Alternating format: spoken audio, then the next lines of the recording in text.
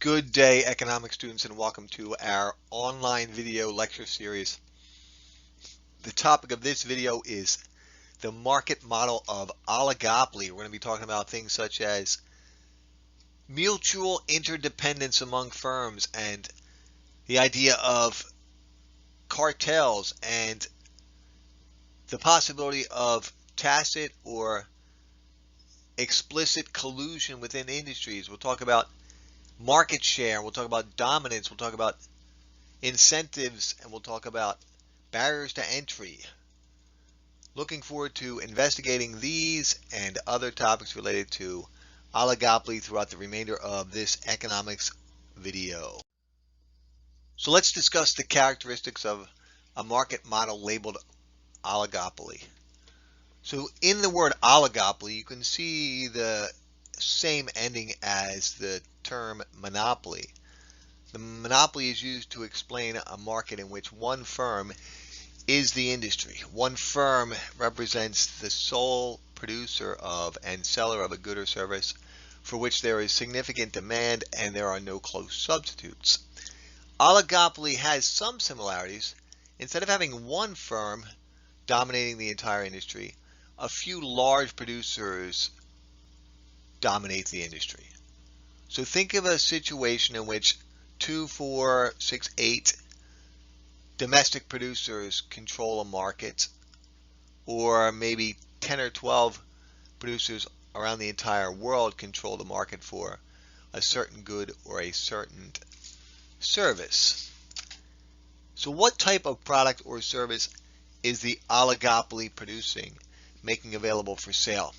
Here's where it gets interesting, because firms competing in a market model labeled oligopoly may be producing what's called a homogeneous product, a standardized product, or could be producing what is known as a differentiated product.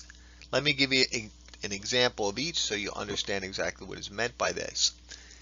If you think about a market such as ready-mix concrete, and you asked how many ready-mix concrete producers exist in the United States, well, every town has at least one, maybe two, sometimes three, depending on the size of the town, the borough, or the municipality. The city of Philadelphia probably has maybe 8 or so.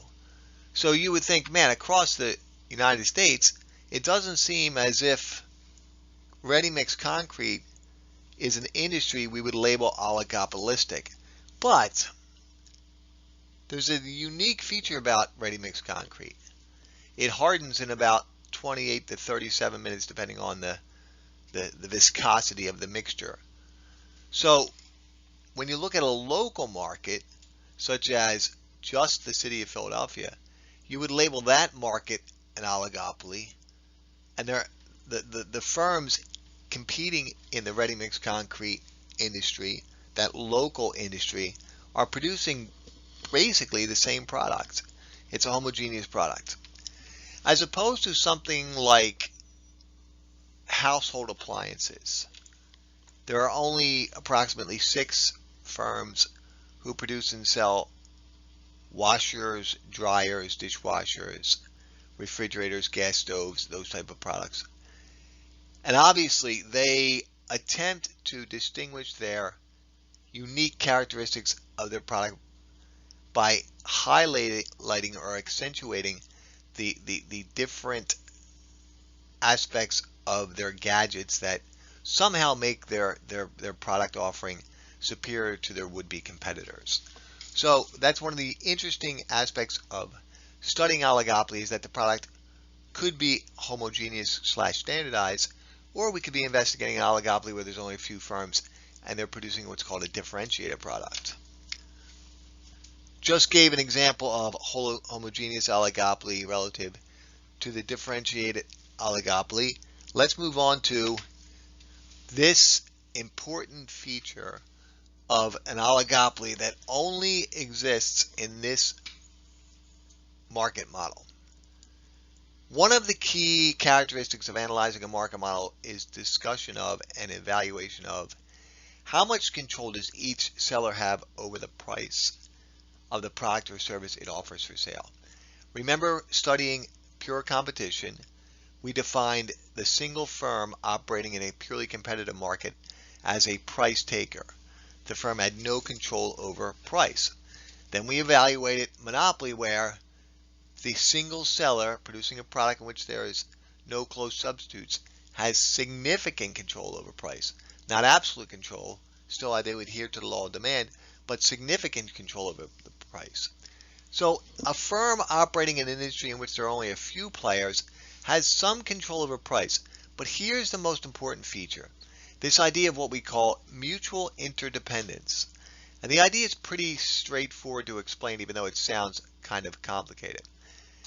Typically, when we talk about a firm operating in a purely competitive market, monopolistic competition, which we will cover down the road just a bit, or monopoly, we talk about one firm setting price based on how they assume customers will react to changes in price, or being a price taker based on the characteristics of the industry. If a firm is operating in an industry in which there are only a few players, they have to consider not only how their customers may react to higher or lower prices, and therefore how it will impact total revenue for the firm, but how will the other players in this industry react? What if one firm in an industry with only 6 competitors raises prices? Will the other producers follow suit?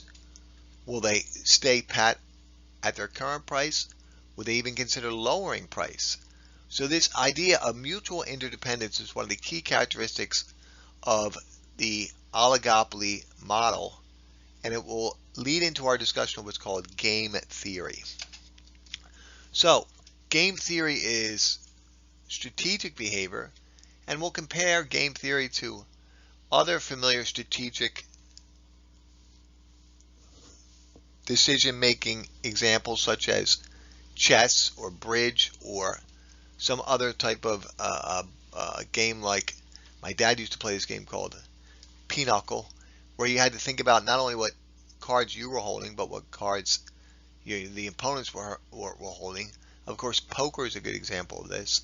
So we're going to examine this idea of strategic behavior to certainly a high degree.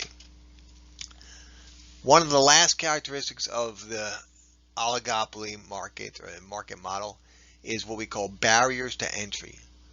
Typically, because we're examining industries dominated by a few large firms, these large firms enjoy some protection from would-be competitors because there are significant barriers to entries. It's difficult for a new firm to become a startup in this industry, and we'll review these barriers to entries on another slide. One last key feature of the oligopoly is mergers. In other words, if there were 8 firms in an industry, would 2 firms be more efficient by combining their resources, their capital resources and their expertise within the industry to become a more powerful player within that market? The other reason why we examine mergers is not only to discuss how a merger may benefit the 2 firms considering joining forces, but how mergers might affect competitiveness within an industry, and therefore, is there a need for government regulation to evaluate the pros, cons, ups, downs, benefits, and costs of allowing firms to merge in industries dominated where there are only a few players?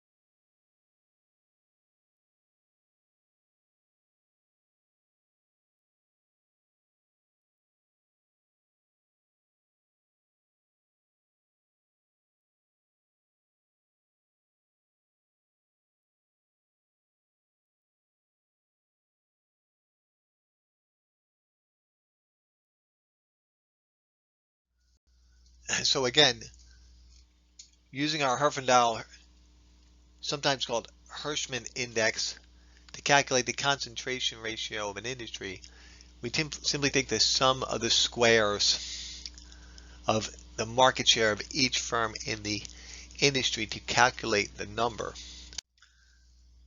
So we can use this example here, quantitative analysis, to demonstrate how the Herfindahl, sometimes referred to as Hirschman index, is calculated, and then discuss the numbers. We need to analyze how to interpret the data, how to interpret the answer. So you see here there's 4 firms appropriately named: firm A, B, C, and D. Firm A controls 25% of the industry, B 35%, C 12%, and D 28%. And you look up top there, you can see the formula, and obviously this was done in Excel. You simply take 25 squared plus 35 squared plus 12 squared plus 28 squared, again the sum of the squares, and that yields an outcome of 2778. Now what does that number mean if you have a Herfindahl index of 2778? Well, first, the larger the number, the more concentrated the industry. The larger the number, the more concentrated the industry. The number is important to regulators. So the European Union and the United States often look at potential mergers, and they might use this Herfindahl index to determine the good, bad, indifference of a potential merger. Would it be harmful for the competitive nature of that industry, and therefore harmful for consumers? It's their job to regulate industries, to make sure the playing field isn't tilted too far, there isn't too much market power concentrated in the hands of just a few firms. Now, the concentration ratios are a good tool, but they have their limitations. The first one, like I described earlier, is the idea of localized markets. In other words, if you looked at the 4-firm ratio or the Herfindahl index for ready-mix concrete in the United States, obviously it would look very close to, if not absolutely, reflection of a purely competitive market. However, on closer inspection, localized markets, big difference. So the number has its limitations. Another limitation is the idea of what we call inter-industry competition. In other words, okay, there might appear to be a high level of concentration based on the ratio of a specific industry, but does that industry face competition from another industry? One good example of this might be something like copper piping. For years, copper was the preferred application for commercial and residential plumbing in all construction, and really in renovations as well. However, PEX, or plastic piping alternatives, and PVC have really altered that industry. So copper doesn't only compete with, one copper firm doesn't only compete with other copper producers, they compete with a completely different industry. So we have to take that into consideration, inter-industry competition. Right? Obviously, world trade has been growing exponentially, both as a percentage of GDP and in absolute terms. If you look at the United States, imports and exports have risen from the early 70s from about 4% of GDP back then to respectively something like 14 and 10% of GDP today. So in the United States, in absolute terms and as a percentage of our economic output, world trade has increased. So when you have an increase in world trade, that means that there's a possibility that the domestic producers or the domestic industry is facing competition not within just the United States, but from other global import competition. That they're not, the concentration ratio domestically might give a misguided number based on the assumption that these domestic producers control or dominate a large percentage of the industry, but when you take into consideration the potential for import competition, it's a much different story, right? So that's the good, bad, and indifferent of concentration ratios. It's just something you should you should be aware of the idea of their Herfindahl index, its pros and cons, it's the good, the bad, and its limitation as a measure of market dominance. As we discussed earlier, one of the key characteristics of an oligopoly, or an industry dominated by a few firms where a few players have significant dominance in the market power, these barriers to entry, means to prevent would-be competitors from entering the market and eroding the market share of existing firms. The idea we mentioned earlier when we studied monopoly or long-run competition is what we call economies of scale. Economies of scale is the idea that a firm has grown large enough so as to achieve an average total cost per unit of production much lower than any firm who is producing 1/4 or even 50% of the output of the large producer. And economies of scale are formed through this second idea here, capital investment. If a company such as an automobile manufacturer spends billions of dollars erecting a plant and equipping it with expensive, finely tuned machines, it needs to crank out a large number of automobiles to make that capital investment worthwhile. And for existing firms, this is the case where they're producing massive amounts of output. So imagine if you wanted to be a new firm, a would-be competitor, a new company would want to enter this industry. It would be nearly impossible to compete because the upfront cost would be astronomical. In other words, you couldn't start off small because you need the building and the expensive machinery and the capital investment to crank out this type of production, especially large-scale manufacturing. So economies of scale prevent would-be competitors from entering the industry.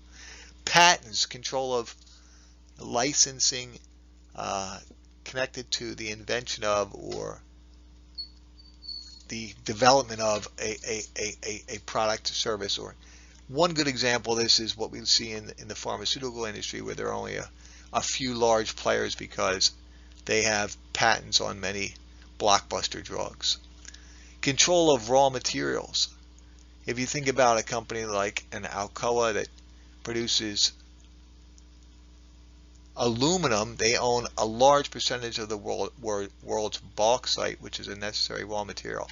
So if a few companies own the raw materials necessary to produce a good, it would be nearly impossible for any would-be competitor to enter that industry because they don't have access to the materials needed to produce that product or service.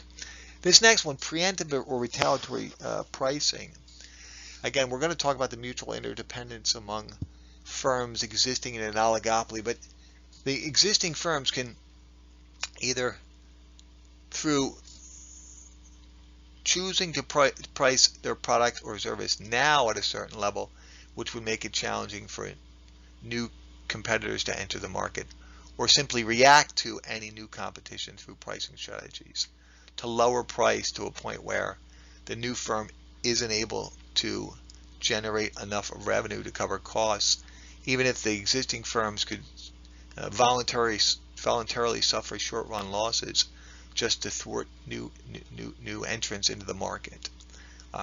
This enormous advertising budget, if you think of the duopoly of Coke and Pepsi, how many Coke and Pepsi commercials do you see on television? Or there's only a few, mega scale beer producers. Now obviously there's many craft beers, and that's an interesting industry to analyze. But when you talk about the massive producers such as Anheuser-Busch, they spend millions of dollars advertising. It would almost be the same if it's true for for your insurance companies. I mean, there are a few choices, but basically Progressive, Geico,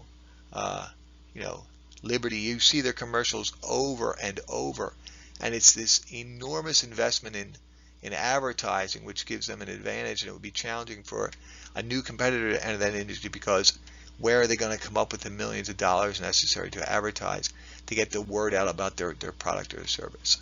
And to some extent, brand loyalty plays as a role in in presenting a barrier to entry. In other words, customers have grown accustomed to and trustworthy of trusting of the existing firm's product or services.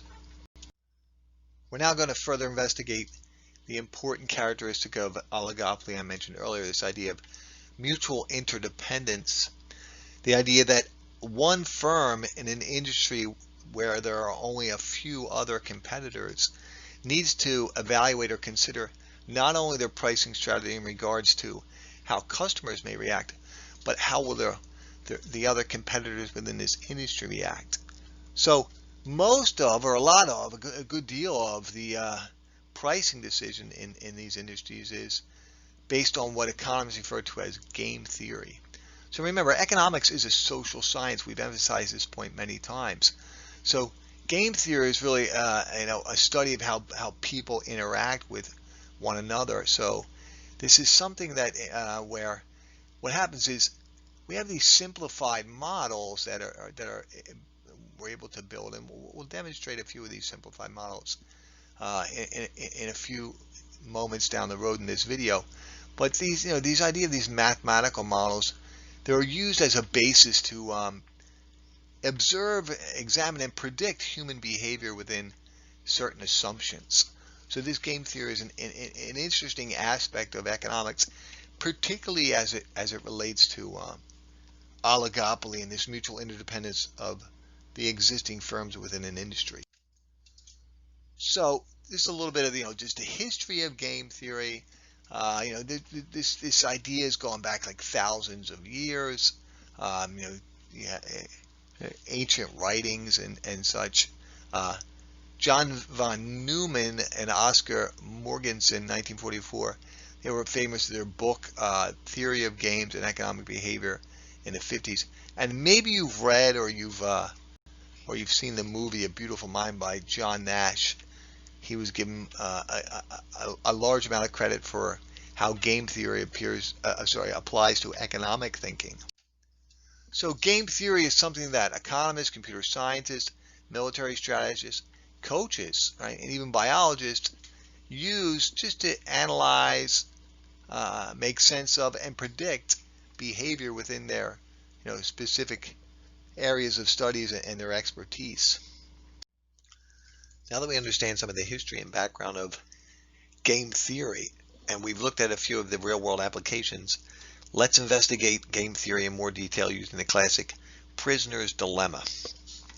Every game theory is going to involve three important characteristics, and that is there's going to be players involved.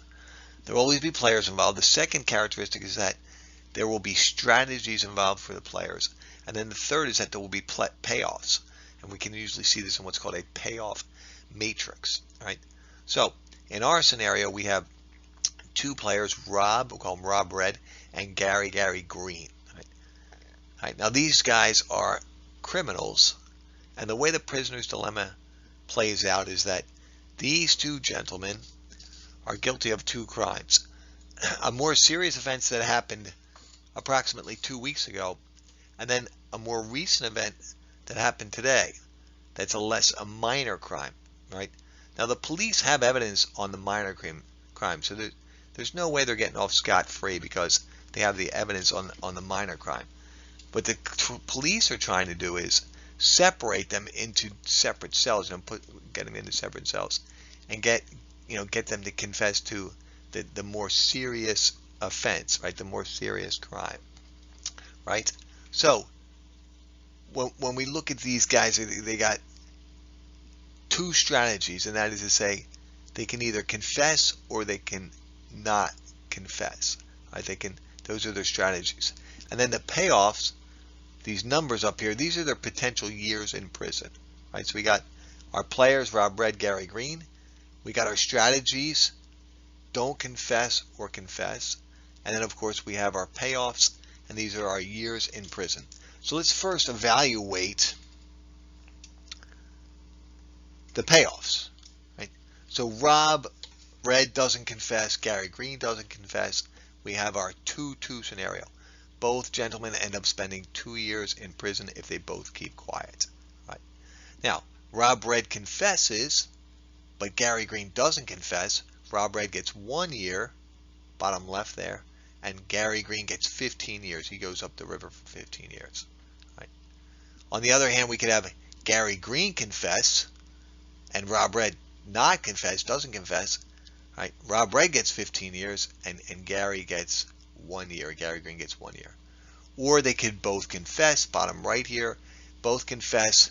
Rob Red gets 5 and Gary Green also gets 5 years in prison. So those are our scenarios. Now, where would they like to end up and where do they end up? These are two separate outcomes, right? Now, if they could collude, if they could somehow share information, they look and say, man, it would be best if we both kept quiet. Right? If we both kept quiet, then we would both end up doing 2 years, right? If we both kept quiet, we're both going to just do time for the minor crime, this 2 years, right? Don't confess, don't confess. But it's going to turn out that acting independently, right, independent and acting in their own self-interest, that they end up in a less desirable outcome. And we're going to call this the dominant strategy. Let's evaluate Rob's decision-making process first and talk about why he ends up thinking that confessing is always going to be better, right? Confessing is always going to be better.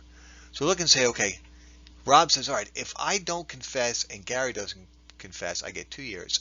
But if I don't confess and Gary confesses, I get 15 years. So obviously, one of those times, that's going to be a bad outcome, right? He's not going to want to end up in a scenario where he doesn't confess and Gary confesses. But let's look at his strategy if he confesses. If Rob confesses and Gary doesn't confess, then Rob's going to get only 1 year. You know, he's going to do still some time, but the cops are going to give him a break for cooperating, right? So that's a good outcome for him to confess. Also, if Rob confesses and Gary confesses, well, he gets 5 years, which is much better than the idea that when, you know, Gary confesses and he doesn't confess, where he gets 15 years.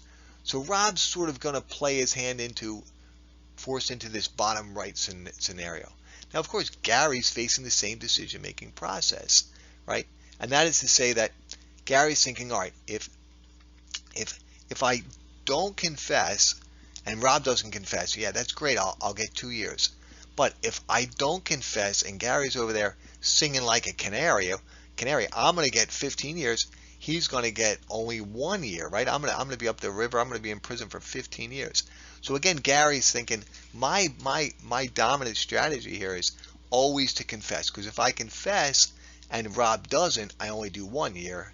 And if I confess and Rob confesses, I'm going to do 5 years.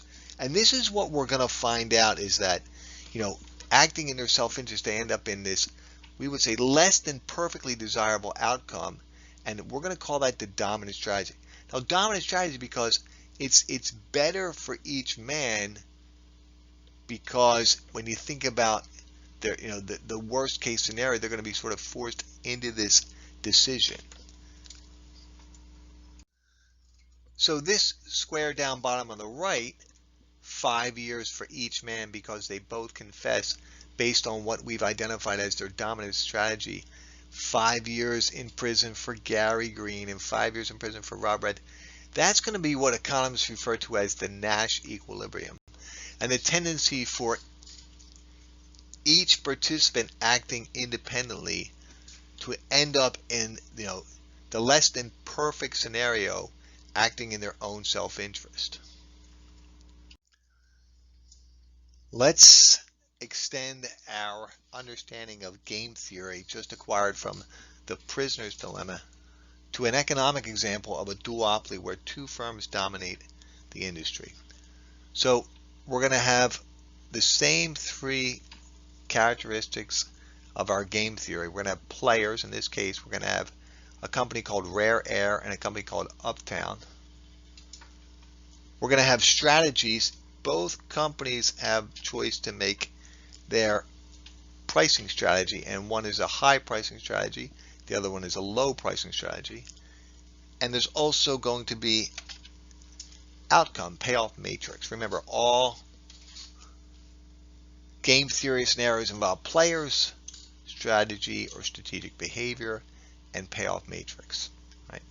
So let's first make certain you understand what's being measured in each of these squares. Right?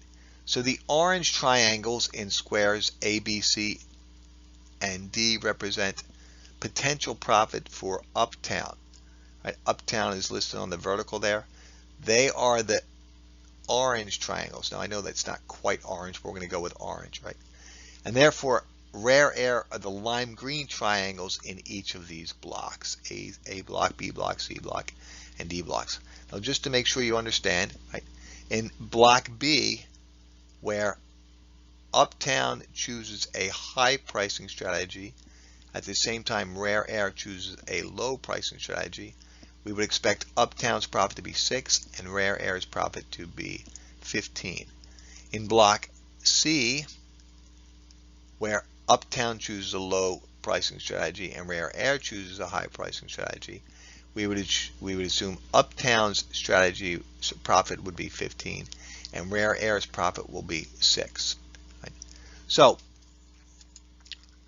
the greatest combined profit here would be scenario where both companies adopt a high price strategy.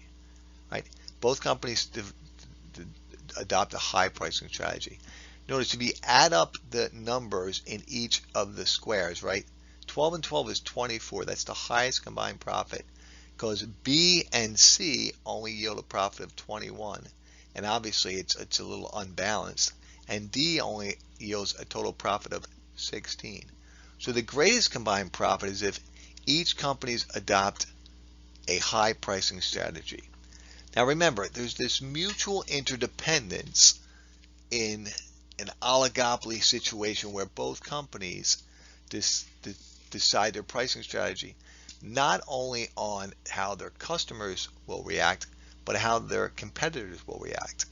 So here's tends to be the situation with a duopoly where each company makes pricing decisions independently.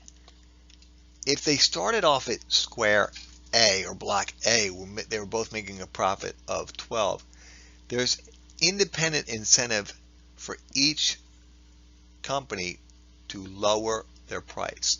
Well, let's think about why that's the case. If you're rare air, right, you think, all right, if I'm rare air and I lower the price and Uptown stays with the high pricing strategy, all right, I move to block B, low price, at the same time Uptown stays with the high pricing strategy, my profits increase from 12 to 15. So there's now incentives to lower price based on the assumption that Uptown will not lower price. Now, of course, Uptown, they're facing the same exact dilemma, thinking, okay, if we lower price, and because we think rare air is going to stick with that high pricing strategy, we'll move from A down to C. Our profits will increase from 12 to 15, right? But of course, acting independently, generating or stimulating this response, this mutual interdependence tends to lead to block D, where we have lower profits and the worst combined outcome. Right? Now, obviously, if these two companies could collude, right, if they could somehow get together and set price, well, then they would choose to both follow a high pricing strategy. Unfortunately, collusion is against the law in the United States. So for these companies, it would be illegal for the president of Rare Air to call up the president of Uptown, or even to send a secret message. If there's examples of this in history through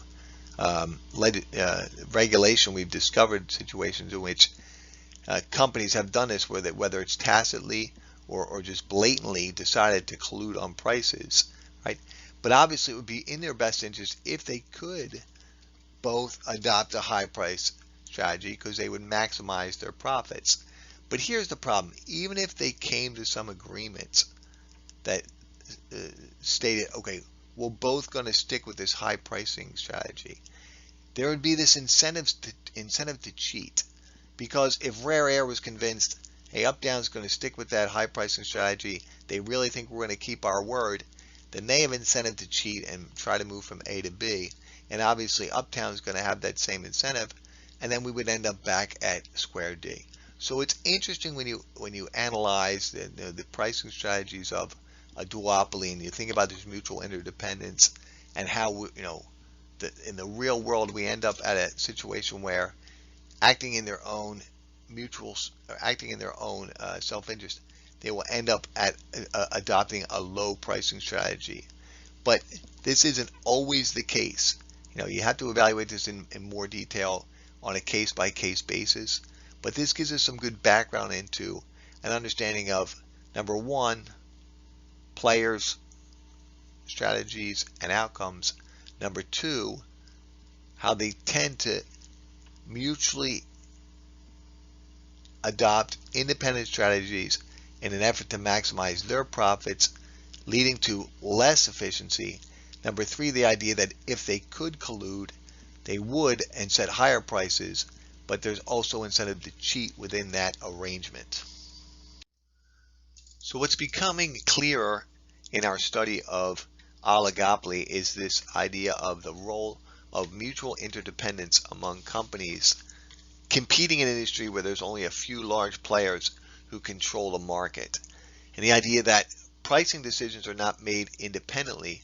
Pricing decisions are always made in consideration of how the few competitors in the industry will react to one firm's decision to raise or lower price. So this idea of mutual interdependence. Game theory gives us some insight into the players, the strategies, and of course the idea of the payoff matrix. One key component of this, again, is the idea of what we call collusion. In other words,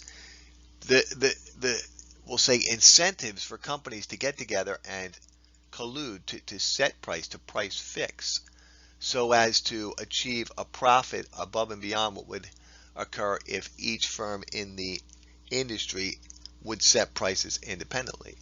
One famous case of this was in the Tennessee Valley Authority case back in 1959, where some of the largest and most prestigious firms selling electronic transformers, General Electric, Westinghouse, Allis-Chalmers, they had conspired over a 3 or 4 year period to set prices, to price fix on the transformers that they were selling to the energy companies in Tennessee Valley, to the tune of over 4 years about $1.7 billion worth of business. And so what happened was, obviously, they got found out. A reporter at the Tennessee Sentinel somehow discovered that these companies were entering exact bids to the penny for the transformers, of what they were willing to sell these pieces of equipment to the electric producers. And obviously that there was something amiss here, or something. How could it be that these companies were entering exact bids? Now, they were supposed to be sealed bids, and they were supposed to be kept from each other. In other words, one company was not supposed to know or understand what its competitors were offering to sell these transformers to the electric producer in Tennessee. The case eventually went to court in 1960. A grand jury in 1960 ended up finding these companies guilty of some of the more serious charges, and actually 7 executives were sent to jail. So this can be serious business when firms decide to sort of break the rules and collude on pricing. So collusion, although it would lead to a better outcome for the firms, is illegal.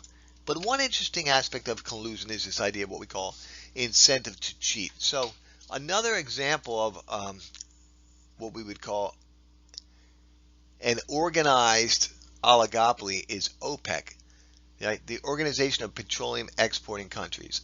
Iran, Iraq, Venezuela, Kuwait, Russia is now part of OPEC, the United Arab Emirates.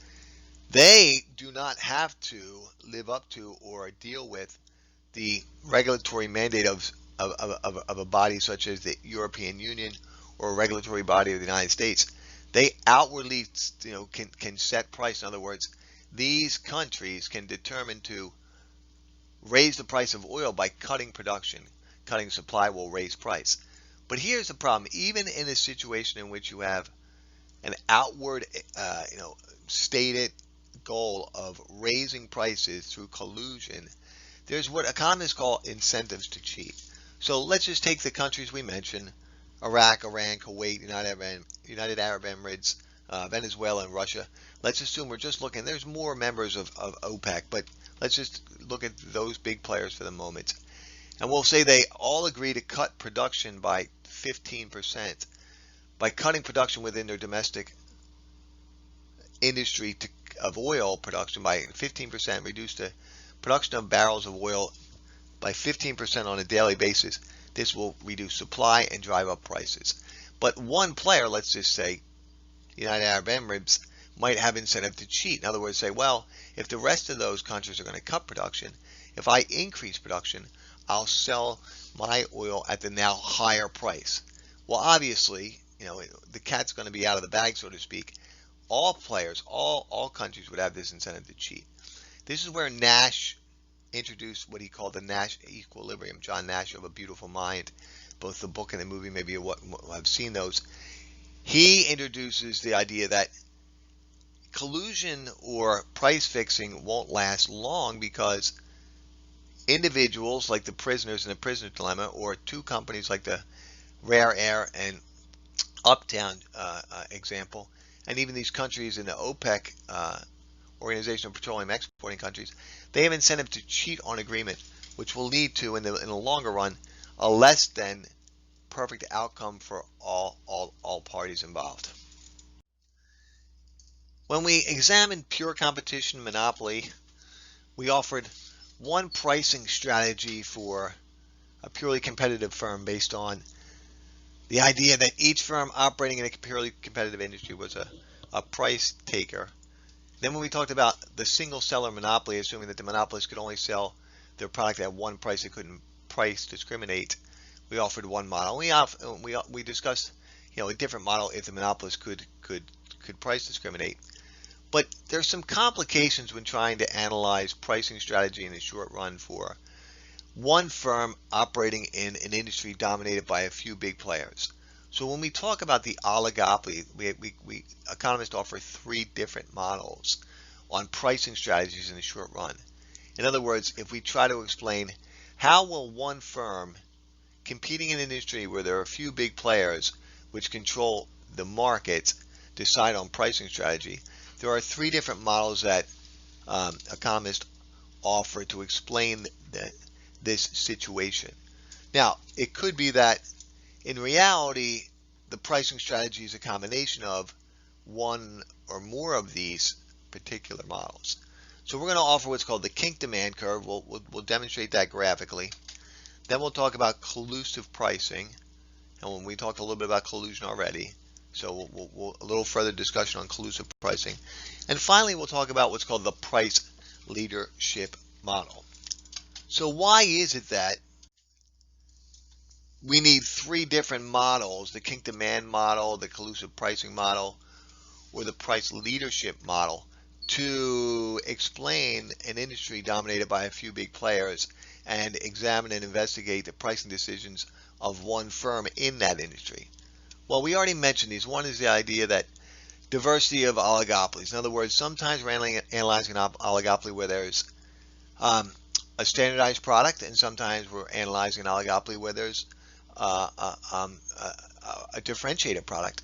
So if you look at something like the steel industry, steel theoretically should be the same out of every factory. Now I know there might be quality control issues within a factory, but assuming that there's 20 steel producers across the globe, 20 large steel producers across the globe, and they're asked to make steel to a certain specification, it's a standardized product. Well, the pricing strategy in an industry where the product is standardized might be quite different than the pricing strategy in an industry where we're discussing automobiles, where there's only 14 or so big players, big producers across the globe, but they have divergent strategies as far as the quality or the specifications or the specific um, attributes and characteristics that they like to offer on their automobile. Because it's no longer a standardized product, they're offering a differentiated product. The other reason why we need a few miles is what we said before, and I know we keep harping on this, but this idea of interdependence, mutual interdependence. In other words, we can draw models to, we'll say, predict how companies would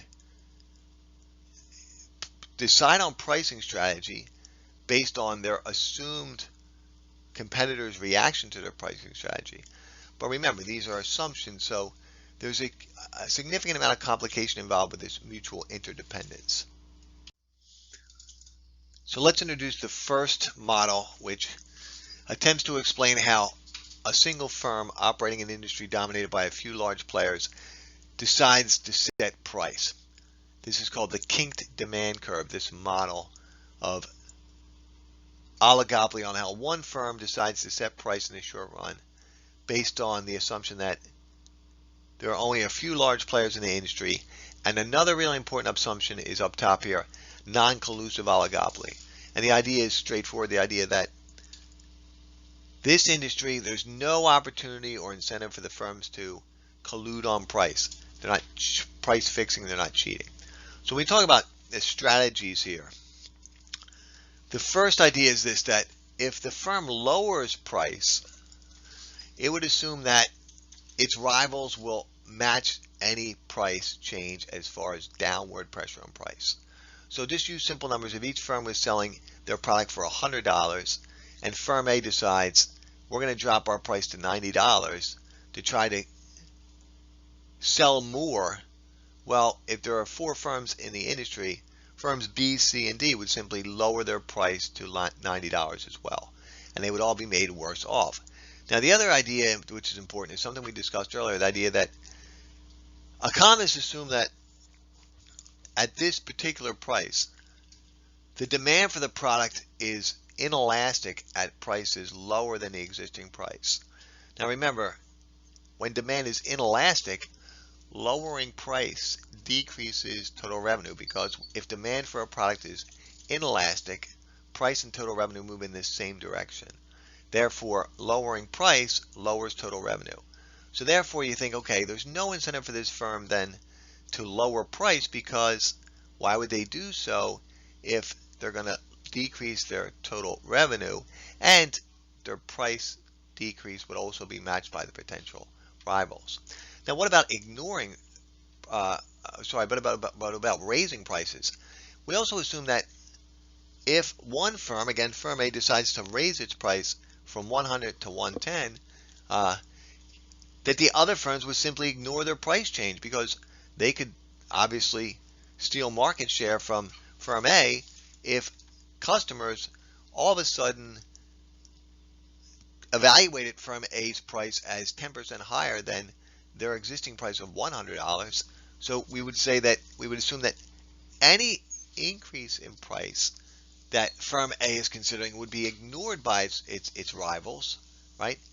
Now, one other idea here is that economists assume that demand for the product above the existing price is relatively elastic. So when demand is elastic, increasing price would decrease total revenue, because when demand is elastic, we know that price and total revenue move in the opposite direction. Now, it's this idea of existing price and how firms would match any decrease in price or ignore any increase in price, and the idea of demand being relatively inelastic below the existing price and relatively elastic above the existing price, that gives rise to what we call the kinked demand curve. And we will see this graphically on the next slide, right? So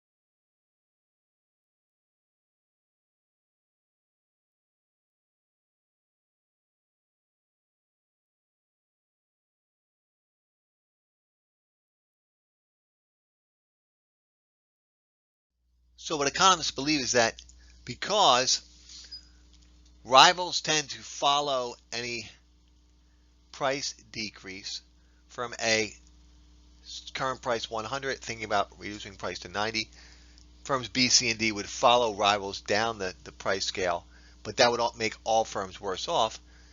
And firm B considering raising price, we believe that economists believe that competitors would ignore any price increases. What happens then is because price decreases would lead the group to be worse off, price increases would lead the firm to be worse off. This leads to what economists call price inflexibility in a model, in an economic model such as an oligopoly where a few big firms dominate the industry.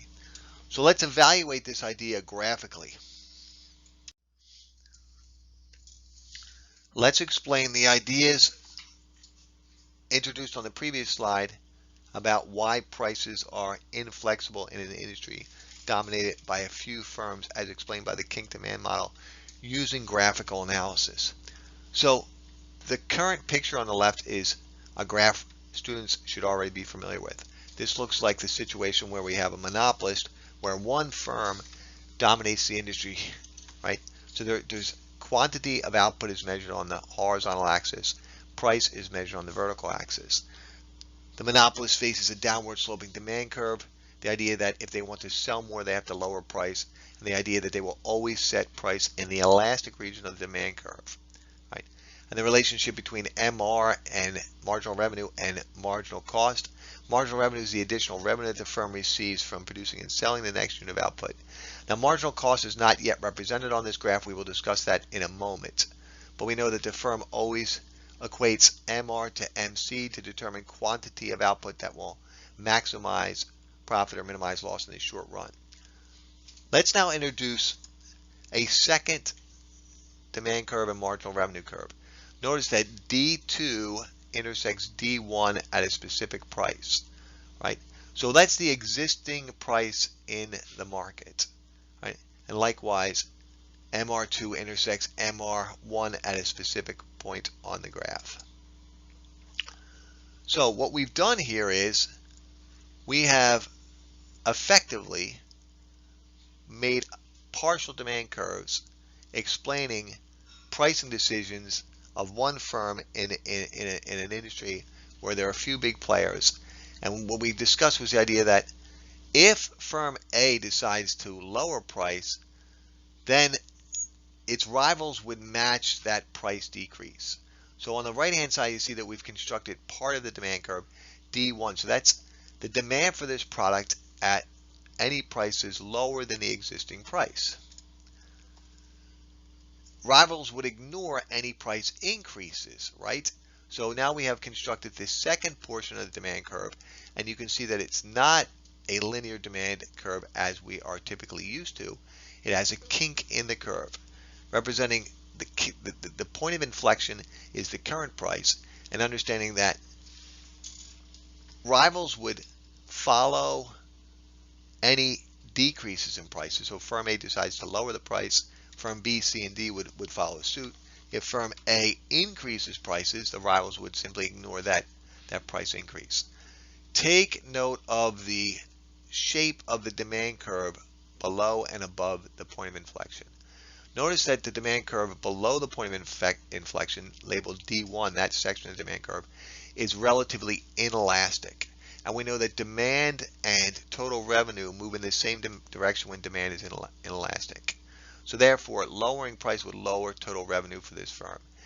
Also, look at the shape of the demand curve labeled D2, that portion of the demand curve, flatter, representing a relatively more elastic demand for the product at prices above current price, where we know that if demand is elastic, price and total revenue will move in the opposite direction. So increasing price would decrease total revenue for the firm. So in addition to having the marginal revenue, in addition to having demand having two segments, our marginal revenue curve also has two segments, right? So we notice that there's an MR2 associated with D2 and an MR1 associated with D1. So when you think about this firm's pricing strategy, they're always going to decide, right, to produce the unit of output where MR equals MC. But notice that there's two marginal cost curves, one associated with MR1 and one associated with MR2. And notice the gap in between MC1 and MC2. So if you notice that gap between the marginal cost curve 1 and the marginal cost curve 2, what we're saying here is that marginal costs could rise significantly without any incentive for this firm to raise price. Likewise, marginal costs could drop significantly. We started at MC1 and moved downward without really any reason for this firm to lower price, right? So this is the idea of inflexibility, that we are somehow stuck at P0 with quantity of zero output being produced. It makes no sense if your firm A to lower price, because lowering price means that all other firms in the industry will match that price decrease. All firms will be made worse off because lowering price decreases total revenue for every firm. Likewise, it makes no sense for firm A to increase price because demand for that product is relatively elastic above P0, the existing price in the market. If demand is elastic, increasing price decreases total revenue. So therefore, price is inflexible, in between that range between the gap between MR2 and MR1. Now, there are certain criticisms of the kink demand model, right? And this is a big one. It doesn't explain in any way, shape, or form how did we get to the existing price to begin with, right? So if you think, okay, this makes a lot of sense if we step into a situation where the industry is 20 years old and we know what the price is, but it's like saying, okay, what came first, the chicken or the egg? In this case, we already assume that the price came first. So the model offers us no explanation of how the existing price got to where it is, and then we can start our analysis from that situation. Right?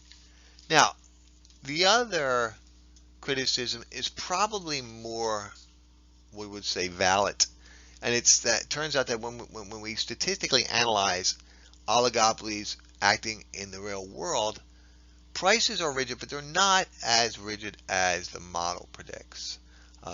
One reason is that prices in all industries tend to increase or decrease with the business cycle. That is to say, when the macroeconomy picks up and households have more disposable income, there's incentive for all firms to raise price.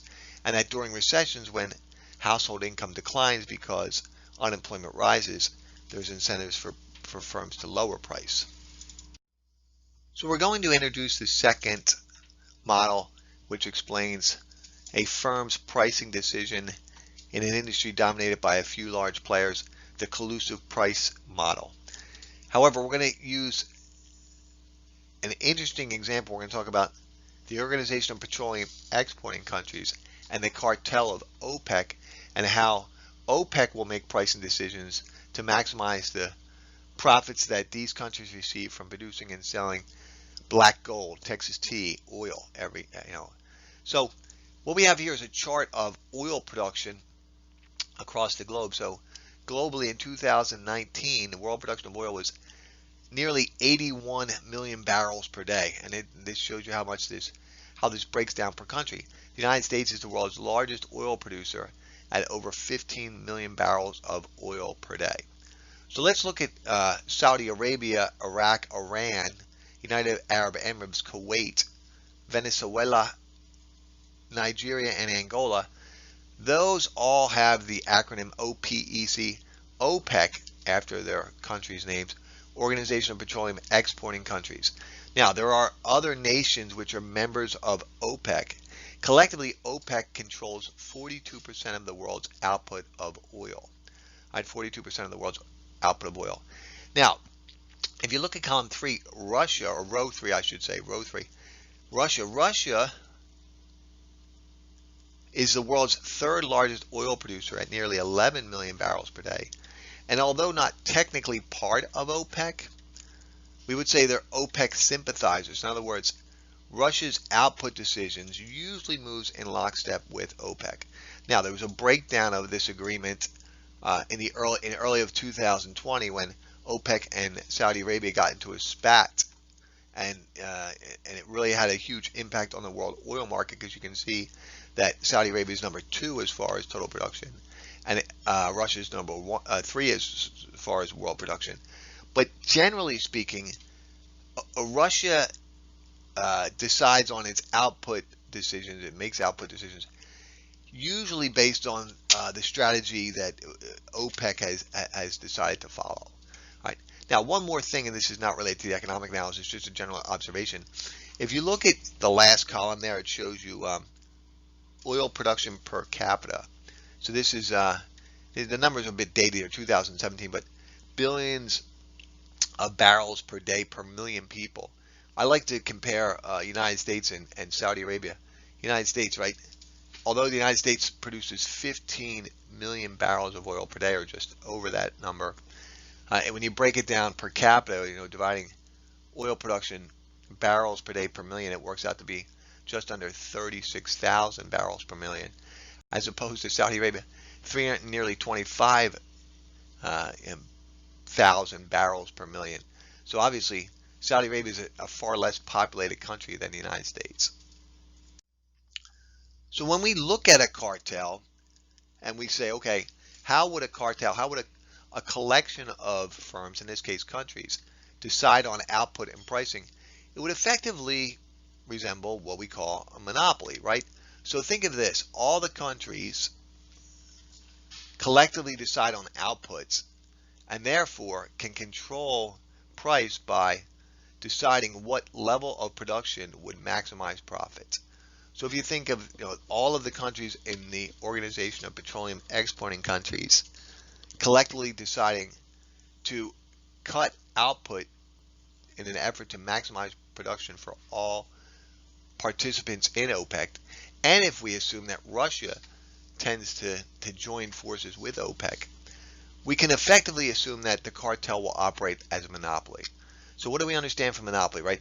Well, all firms, if this was a firm, would set quantity of output to maximize profit, where MR equals MC, in this case Q0. They would produce Q0 level of output, but they could charge price at P0, right?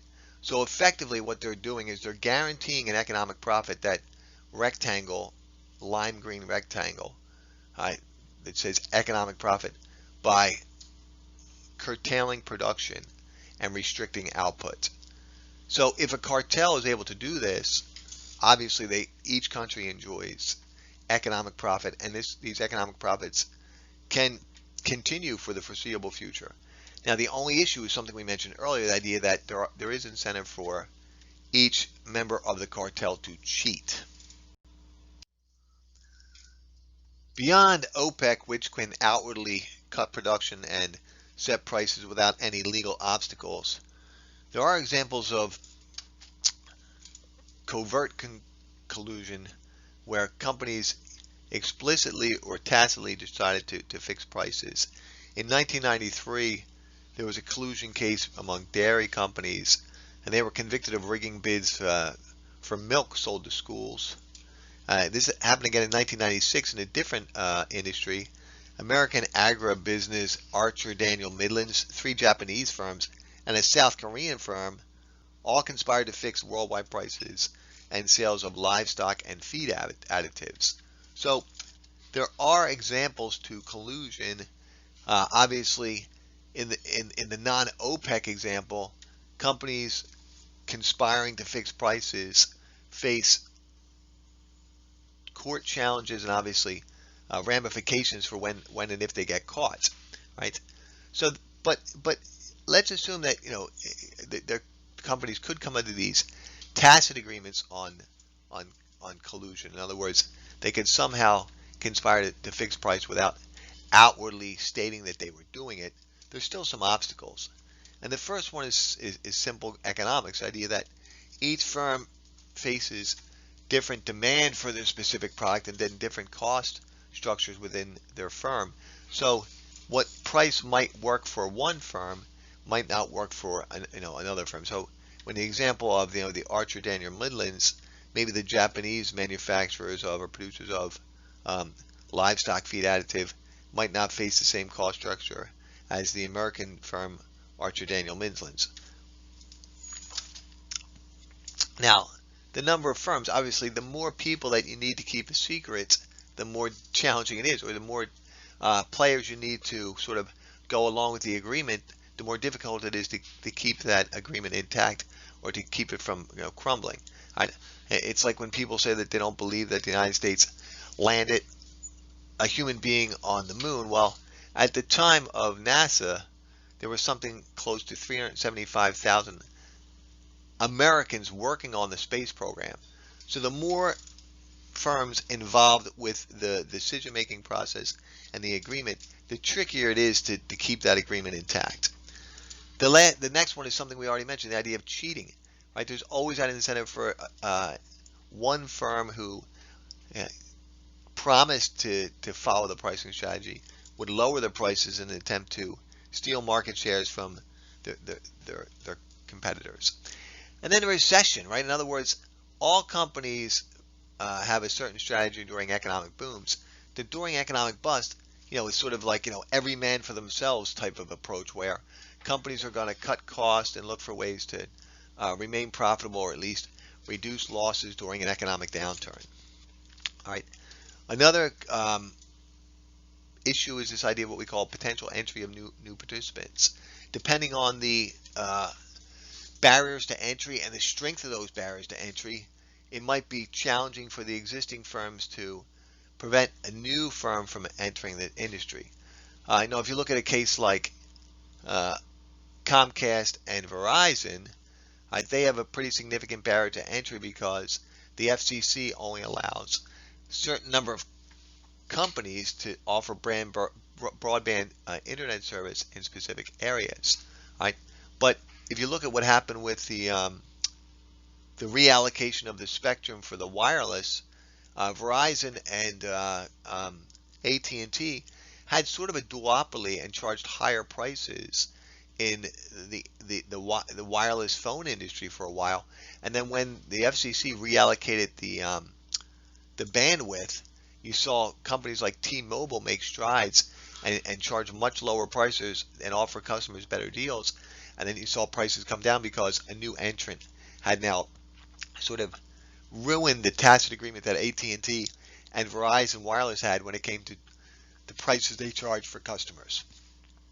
The last challenge is antitrust laws, right? In other words, we mentioned this before, but companies don't want to face legal ramifications of being convicted of price collusion and price fixing. So let's talk about the last model, which explains or attempts to explain how a firm competing in an industry where there's a few large players set price. This idea of what's called the price leadership model. So we have this idea of what's called leadership tactics. In other words, one big firm, say that there's an industry where one firm controls 60% of the market share and the other firms share the other 40%. One firm will set price and the other firms competing in that industry just simply follow suit. In other words, if the large player, the big player, that sort of the big fish in the pond increases price, then obviously the other firms will know it's time to increase price. So there's this sort of tacit agreement, right? Another possibility is that firms simply communicate their pricing strategy, and they can do it through things like industry publications, or in this day and age, it might be easier for the president of one company to simply tweet out cost structure or increases in cost of production have forced us to consider raising prices, and communicating this pricing strategy to the other players. It somehow allows for all market participants, all firms, to understand where prices are headed. Right now, this typically leads to infrequent price changes. In other words, pricing strategies would remain the same until cost or demand conditions have altered significantly and industry-wide, right? Now, another interesting feature of the price leadership model is what we call limit pricing, right? Limit pricing, the idea that the existing firms may have incentive to set price below short-run profit maximization to discourage any new participants from entering the industry. So, when we talk about this last model, although there's no explicit price fixing, the leadership tactics or the communication tactics that somehow indicate to the firms how they should set price or where they should set price not only leads to infrequent price changes, which are only based on significant cost changes within that industry or significant demand changes in the industry. There also could be less competitive outcome in the industry if the firms institute limit pricing, setting price below profit maximization to discourage would-be competitors from entering that industry. Now, there are some problems with this particular model. In other words, we have breakdown in price leadership. So we call these things price wars.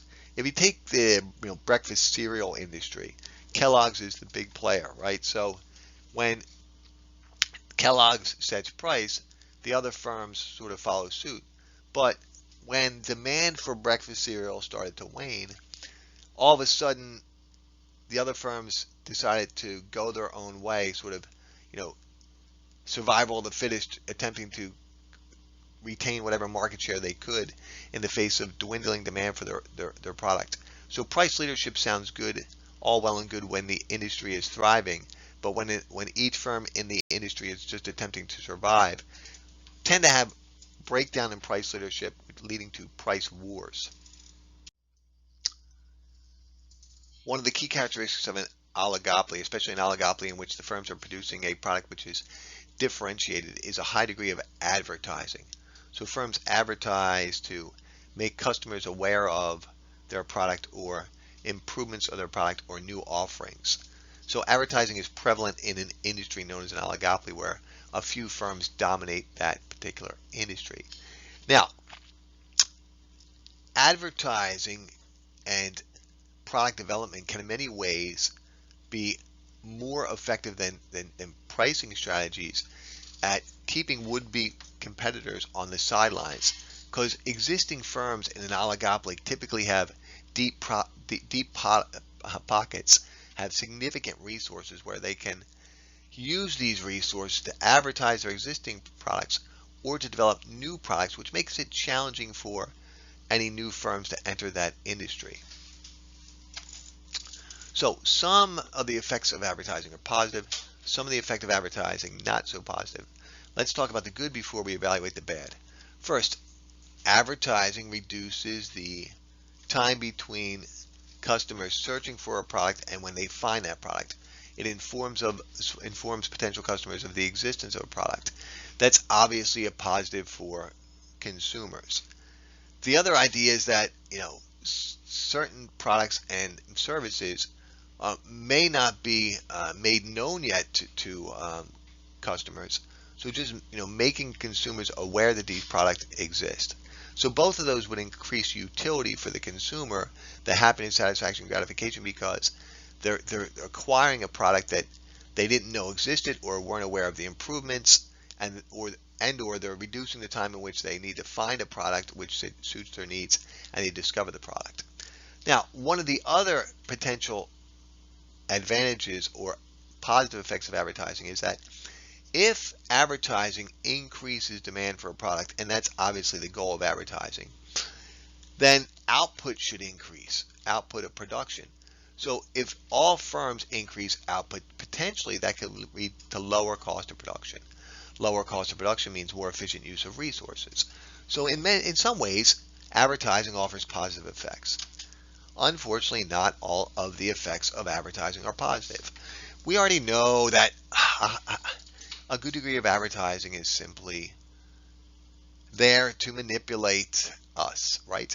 In other words, it really doesn't offer us any insight, information, or we'll say technological knowledge about a product or service.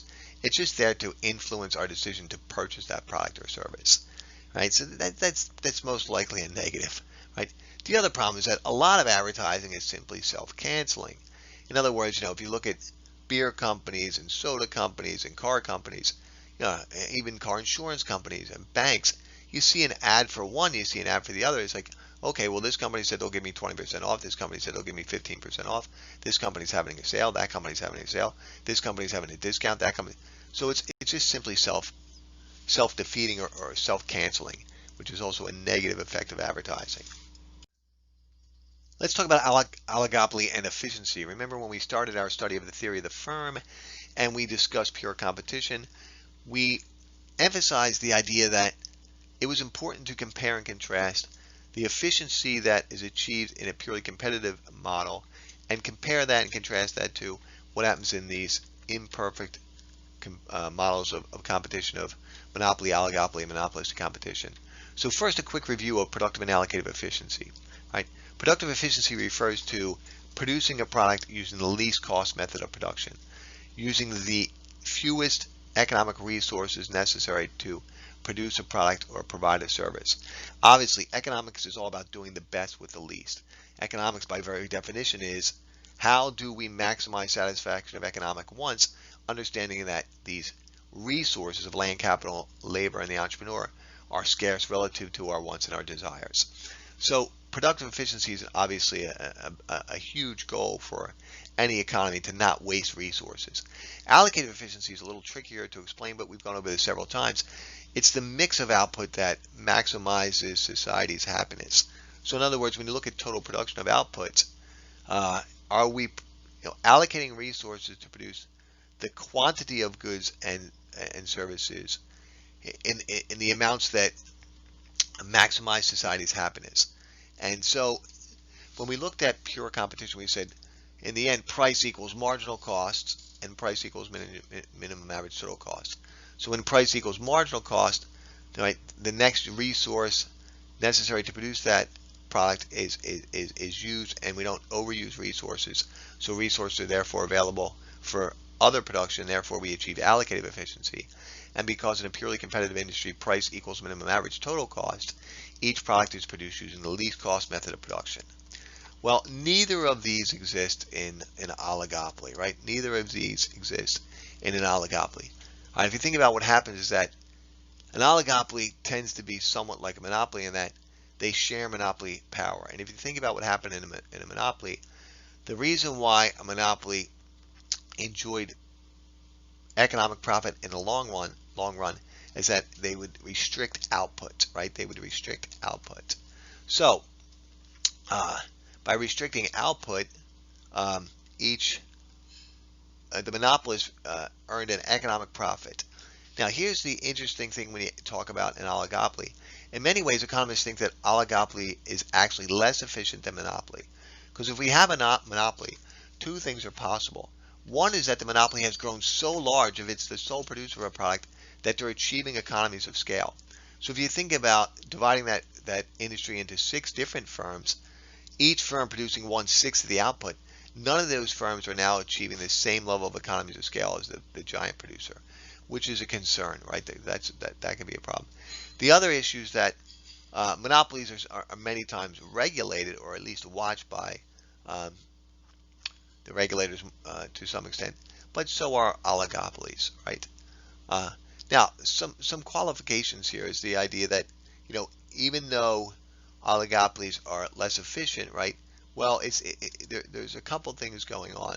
One is that we have the possibility of foreign competition, which will erode the market share and the market power of a domestic producer. We did talk already about limit pricing, the idea that existing firms may set price below the profit maximizing price to keep would-be competitors on the sideline. But if you think about that, lower prices is good for customers. So there's sort of a trade-off there and say, okay, there's fewer firms, but if the existing firms engage in limit pricing, ultimately customers pay lower price. Now, technological advancement, much like when we evaluate a monopoly, technological advancement eventually, we believe, erodes all market power, right? Now, this is where it gets interesting when you talk about the monopolies of today, the oligopolies of today versus the oligopoly of yesteryears, or even the giant firms of yesteryears. One of the interesting aspects of qualifications when we talk about what's going on in the world today, when you evaluate Apple, Amazon, Facebook, Netflix, Google, and you try to weigh the cost and benefits of we'll say the inefficiencies associated with these mega giant firms versus the benefits that they bring to society, right? So it's a nice feature that I can go on Google and I can find out anything I want day or night about almost any topic, or pretty much any topic in the entire world. And theoretically, that's free, right? In other words, as long as I have an internet service somehow, it's a free service. The idea that Amazon has grown so big with its distribution chains that it's able to deliver products at a much lower cost than its would-be competitors. Now, of course, there's some concern that Amazon is favoring its own products over third-party sellers. But again, we trade off the good and the bad, right? Apple's another good example. There's many people that have adopted the Apple platform. Um, we would say that the creators of apps have a beef to pick with Apple because of the high commission prices that these app producers, these app developers must pay to Apple to sell their app on the Apple platform, because there's no other game in town, so to speak, right? When you think about Microsoft, right? The idea that Microsoft used to have a monopoly in operating systems, and it's interesting because that company could have gone the way of Blockbuster, but now has reinvented themselves as a cloud computing company, and again captured a market capitalization in the stratosphere as one of the world's largest companies. But there wasn't any regulation in which took place that forced this change in strategy by Microsoft. What happened was simply the technological changes made Microsoft reevaluate profit motives based on the idea that not as many customers needed or wanted their operating systems and Microsoft Office. So that's why it makes it interesting to evaluate oligopoly and to discuss and debate oligopoly and efficiency. This concludes this particular video. We'll look forward to seeing you in another economics video.